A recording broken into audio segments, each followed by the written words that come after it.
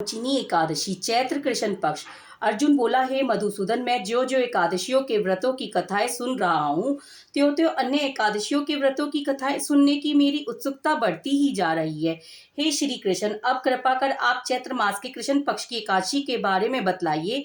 इस एकादशी का क्या नाम है, इसमें कौन से देवता की पूजा की जाती है तथा इसका व्रत करने की क्या विधि है। हे गोपाल, यह सब मुझे विस्तार पूर्वक बताने की कृपा करें। श्री कृष्ण भगवान बोले, हे पांडु नंदन, एक समय यही प्रश्न पृथ्वीपति मानधाता ने लोमेश ऋषि से किया था। जो कुछ लोमेश ऋषि ने नरपति मानधाता को बताया था वही मैं तुमसे कहता हूँ।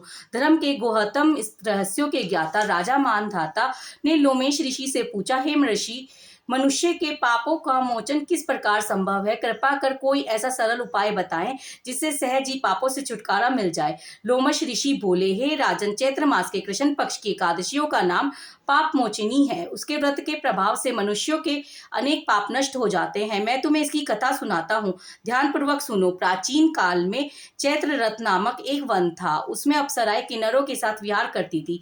वहां हर समय वसंत रहता था, अर्थात उस जगह सदैव प्रत्येक तरह के पुष्प खिले रहते थे। कभी गंधर्व कन्याएं विहार करती थी, कभी इंद्र अन्य देवताओं के साथ क्रीड़ा किया करते थे।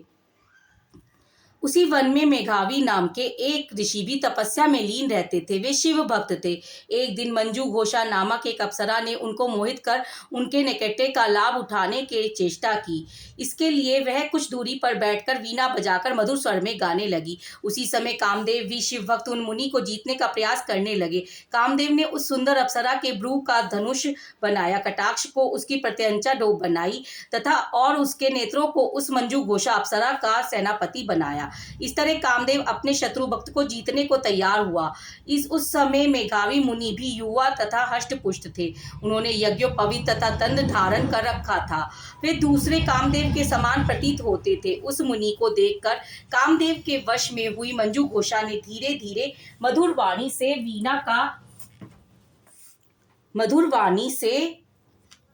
वीणा पर गाना शुरू किया तो मेघावी मुनि भी मंजू घोषा के मधुर गाने पर तथा उसके सौंदर्य पर मोहित हो गए। वह अप्सरा मेघावी मुनि को कामदेव से पीड़ित जानकर उनसे आलिंगन करने लगी।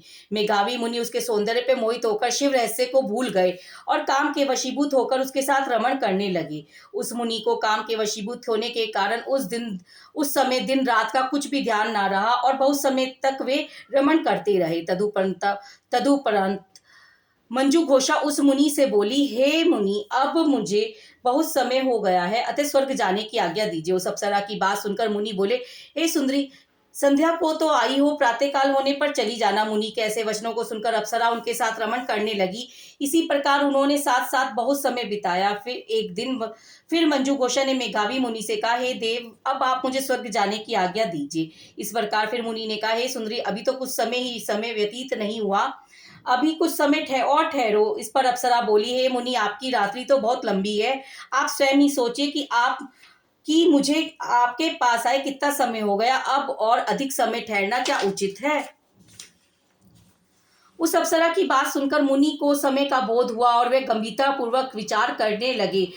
जब उन्हें बोध हुआ कि उन्हें रमण करते करते 57 वर्ष भी व्यतीत हो चुके हैं, तो उस अप्सरा को वे काल का रूप समझने लगे। इतना अधिक समय भोग विलास में व्यर्थ हो जाने पर उन्हें बड़ा क्रोध आया। वह अत्यंत क्रोधित हुए और उसका तप नाश करने वाली अप्सरा की तरफ भुकुटी तानकर देखने लगे। उसके अधर कांपने लगे और इंद्रियां बेकाबू होने लगी। क्रोध से थरथराते हुए स्वर से वह अप्सरा उससे बोले, अरे दुष्टा, मेरे तप को नष्ट करने वाली, तू महान पापीन और दुराचारणी है। तुझे धिक्कार है। अब तू मेरे शाप से पिचाशिनी हो जा। उन मुनि के क्रोधयुक्त शाप से वह पिचाशिनी हो गई। फिर व्यथित होकर बोली, हे मुनि, अब आप मुझ पर क्रोध को त्याग कर प्रसन्न होइए और कृपा करके बताइए कि इस शाप का निवारण किस प्रकार होगा। विद्वानों ने कहा, साधुओं की संगत अच्छा फल देने वाली है, इसलिए आपके साथ तो मैंने बहुत से वर्ष व्यतीत हुए हैं, अतः आप अब मुझ पर प्रसन्न हो जाइए, अन्यथा लोग कहेंगे कि एक पुण्य आत्मा के साथ रहने पर भी मंजू घोषा को पिचाशनी होना पड़ा। मंजू घोषा की बात सुनकर मेघावी मुनि को अपने क्रोध पर ग्लानि हुई और अपनी अपकीर्ति का भी भय हुआ। अतः पिचाशनी बनी मंजू घोषा से उन्होंने कहा, तूने मेरा बड़ा बुरा किया है, परंतु फिर भी मैं तुझे इस शाप से छूटने का उपाय बताता हूँ। चैत्र माह की कृष्ण पक्ष की जो एकादशी है उसका नाम पाप मोशिनी है। उस एकादशी का व्रत करने से तू पिशाचिनी की देह से छूट जाएगी। इस प्रकार मुनि ने उसको समस्त विधि बतला दी। फिर अपने पापों के प्रायश्चित के लिए वह पिता च्यवन ऋषि के पास गए। च्यवन ऋषि ने अपने पुत्र मेघावी को देखकर बोले, हे पुत्र, तूने ऐसा क्या क्या किया कि तेरे समस्त तप नष्ट हो गया, जिससे तो तुम्हारा सारा तेज क्षीण हो गया। मेघावी लज्जा से सिर झुकाकर बोले, पिताजी, मैंने एक अप्सरा से रमन करते हुए बहुत बड़ा पाप किया। इसी पाप के कारण संभवतः मेरा सारा तेज और मेरा सारा तप नष्ट हो गया। कृपया करके आप इस पाप से छूटने का उपाय बताएं। च्यवन ऋषि बोले, हे तात, तुम चैत्र मास के कृष्ण पक्ष की पाप मोचिनी एकादशी का विधि तथा भक्तिपूर्वक व्रत करो, तुम्हें इस समस्त पाप नष्ट हो जाएंगे। पिता के वचनों को सुनकर मेघावी ऋषि ने पाप मोचिनी एकादशी का विधि पूर्वक उपवास किया। उसके प्रभाव से उनके समस्त पाप नष्ट हो गए और मंजू घोषा अप्सरा भी पाप मोचिनी एकादशी का व्रत करके पिशाचिनी की देह से छूटकर और सुंदर रूप धारण करके स्वर्ग लोक चली गई। लोमेश मुनि बोले, हे राजन, इस पाप मोचिनी एकादशी के प्रभाव से पाप नष्ट हो जाते हैं। इस एकादशी की कथा के श्रवण व पठन से 1000 गोदान करने का फल मिलता है। इस व्रत के करने से ब्रह्म हत्या करने वाले, स्वर्ण चुराने वाले, मद्यपान करने वाले, अगम्यागमन करने वाले आदि पाप नष्ट हो जाते हैं और अंत में स्वर्ग लोक की प्राप्ति होती है। ओम जय जगदीश हरे, स्वामी जय जगदीश हरे। भक्त जनों के संकट क्षण में दूर करे। ओम जय जगदीश हरे। जो ध्यावे फल पावे, दुख बिन से मन का।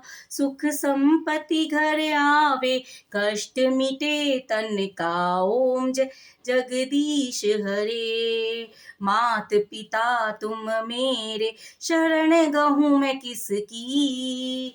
तुम बिन और न दूजा, आस करूं मैं जिसकी। ओम जय जगदीश हरे।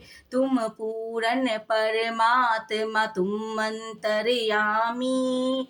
पार ब्रह्म परमेश्वर, तुम सबके स्वामी। ओम जय जगदीश हरे। तुम करुणा के सागर, तुम पालन करता। मैं मूर्ख खल कामी, कृपा करो भरता। ओम जय जगदीश हरे। तुम हो एक अगोचर, सबके प्राणपति। किस विधि मीनू दया में, तुमको मैं कुमति। ओम जय जगदीश हरे। दीन बंधु दुख हरता, तुम ठाकुर मेरे। अपने हाथ उठाओ, द्वार पड़ा मैं तेरे। ओम जय जगदीश हरे। विषय विकार मिटाओ, पाप हरो देवा। श्रद्धा भक्ति बढ़ाओ, संतन की सेवा। ओम जय जगदीश हरे। श्री जगदीश जी की आरती जो कोई नर गावे। कहत शिवानंद स्वामी, भजत हरा हर स्वामी। मन वांछित फल पावे। ओम जय जगदीश हरे। जय जय जय तुलसी माता, सब जग की सुखदाता वरदाता। जय तुलसी माता। सब योगों के ऊपर, सब रोगों के ऊपर, रज से रक्षा करके भवत्राता। पटुपुत्री है श्यामा, सुरबल्ली है ग्राम्या। विष्णु प्रिय जो तुमको सेवे, सो नरतर जाता। जय तुलसी माता। हरि के शीश विराजत, त्रिभुवन से हो वदित पतित जनों की तारिणी विख्याता। जय तुलसी माता। लेकर जन्म विजन में आई दिव्य भवन में। मानव लोक तुम्ही से सुख संपत्ति पाता। जय तुलसी माता। हरि को तुम अति प्यारी, श्याम वरन कुमारी। प्रेम अजब है उनका, तुमसे कैसा नाता। जय तुलसी माता।